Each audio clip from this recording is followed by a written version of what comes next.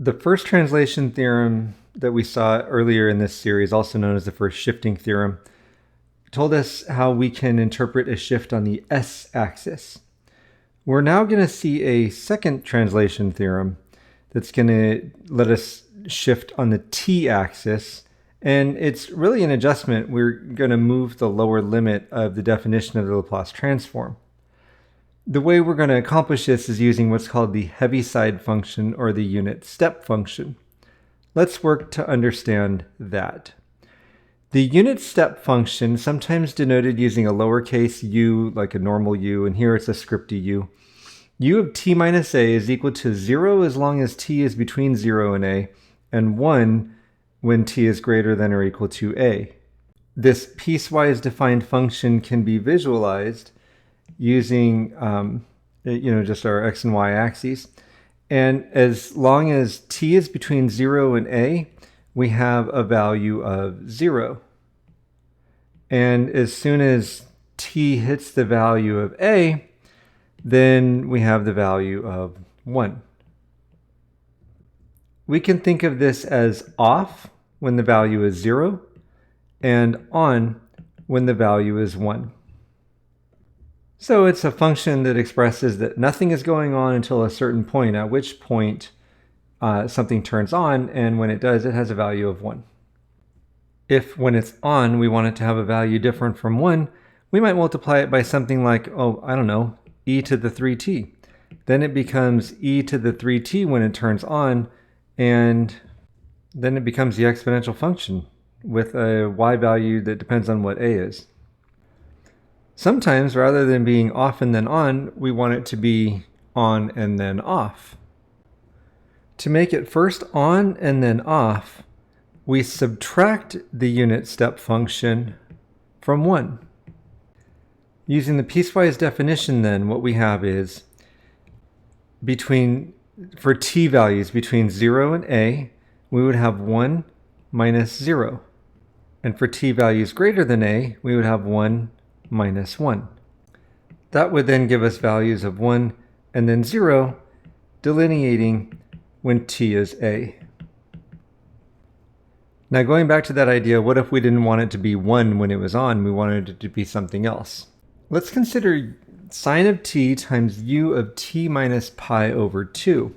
That's going to equal 0 as long as t is between 0 and a. And then it's going to be the sine of t for values of t greater than or equal to a.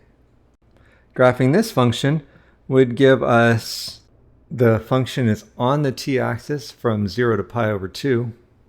And then starting at pi over 2, it would be the sine function, which has a maximum value of 1 and, oscillates up and down.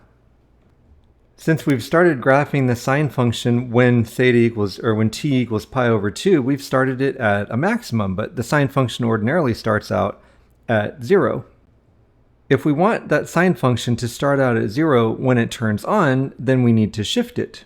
And in fact, we need to shift it in exactly the same amount that we're seeing in the u of t minus pi over 2. We're then going to consider the sine of t minus pi over 2 times u of t minus pi over 2. That thing yields a graph that is 0 between 0 and pi over 2 on the t-axis, the horizontal axis, and then it picks up with the sine function starting on the axis. And it's this kind of shifted expression that we see in the second translation theorem. For f of s, the Laplace transform of f of t, and a value of a greater than 0, the Laplace transform of the product f of t minus a times u of t minus a is equal to e to the negative as times f of s. In other words, the unit step function on the t side gives us an e to the negative as on the s side. Now there's something that I'm going to need you to remember. When we saw the Laplace transform of e to the at, that was 1 over s minus a, and the a changed signs here. With the second translation theorem, When we see a minus inside of the unit step function, we can see that that's being expressed on the s side as a negative a. So the sign on that one doesn't change. You're just going to have to do the work that you need to remember when it changes and when it doesn't. How does this come about? I'll show you in the form of a proof. The Laplace transform of f of t minus a times u of t minus a is equal to, by definition, the integral from 0 to infinity of e to the negative st times f of t minus a u of t minus a dt. But remember that the unit step function is 0 between 0 and a, and then it's 1 after a. So we're going to express this integral as two integrals, one from 0 to a, and then the other one from a to infinity. From 0 to a, we have e to the negative st times f of t minus a times 0 dt. And then after we hit a, we have e to the negative st times f of t minus a dt, because the unit step function is simply 1. We're going to make a substitution. Let v equal t minus a. Then we have that dv is dt, and t is equal to v plus a. For limits of integration, we're changing from t to v. T has limits from a to infinity. That gives us limits for v from 0 to infinity. So our present integral becomes the integral from 0 to infinity of e to the negative s times the quantity of v plus a times f of v dv. This change in the lower limit from a to 0 is the shift. As far as v is concerned, negative s times a is a constant. So this integral becomes e to the negative as times the integral from 0 to infinity of e to the negative sv times f of v dv.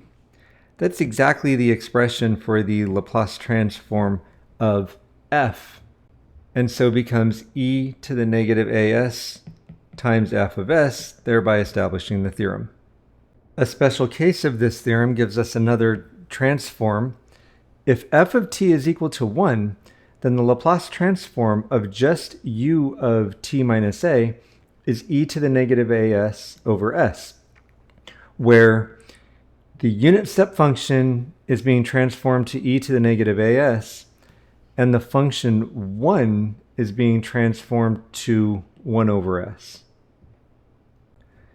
In order for us to apply this theorem directly, we need the arguments of f and u to match. They both need to exactly match t minus a. What if they don't? Here we're asked to find the Laplace transform of the quantity 3t plus 1 times u of t minus 1. In order for us to use that theorem directly, we need to have t minus 1s as arguments for both functions. When the arguments don't match, we have what's known as the alternative form of the second translation theorem, which is the Laplace transform of the product of g of t and u of t minus a is equal to e to the negative as from u times the Laplace transform of g of t plus a, where t plus a is compensation for the fact that we only had g of t and not t minus a to begin with. To see how this compensation works, let's look at the original, which said that the Laplace transform of f of t minus a times u of t minus a was e to the negative as times f of s. We're going to make a substitution. Let g of t equal f of t minus a. So g is a horizontal shift of the function f. Well, that makes f a shift of the function g, right? So f of t is equal to g of t plus a. Then the Laplace transform of g of t, u of t minus a, is the Laplace transform of f of t minus a, u of t minus a, which is equal to e to the negative as times the Laplace transform of f of t, which is e to the negative as times the Laplace transform of g of t plus a. And again, we'll do this whenever the arguments of g and u don't match. So to our current exercise here, the Laplace transform of 3t plus 1 times the unit step function of t minus 1, we have that g of t is equal to 3t plus 1. This will equal e to the negative as, where a is 1, so e to the negative s, times the Laplace transform of g of t plus a, so 3 times the quantity of t plus 1, where we substituted t plus 1 in place of t. This gives us e to the negative s times the Laplace transform of 3t plus 4. Finally, that'll give us e to the negative s times 3 over s squared plus 4 over s. In keeping with what is now a familiar pattern, we have an inverse formula for the same thing. Denoting the inverse transform of uppercase f as lowercase f, the inverse transform of e to the negative as times f of s is f of t minus a u of t minus a. In other words, when we see an exponential on the s side, that's going to give us the unit step function. The thing that you're going to need to work to remember is whatever the argument of the unit step function is, t minus a, that needs to be reflected also in the inverse transform for f, and we get f of t minus a. There is no alternative form of this in the event that the arguments don't match, because you're going to make them match when you apply this inverse transform.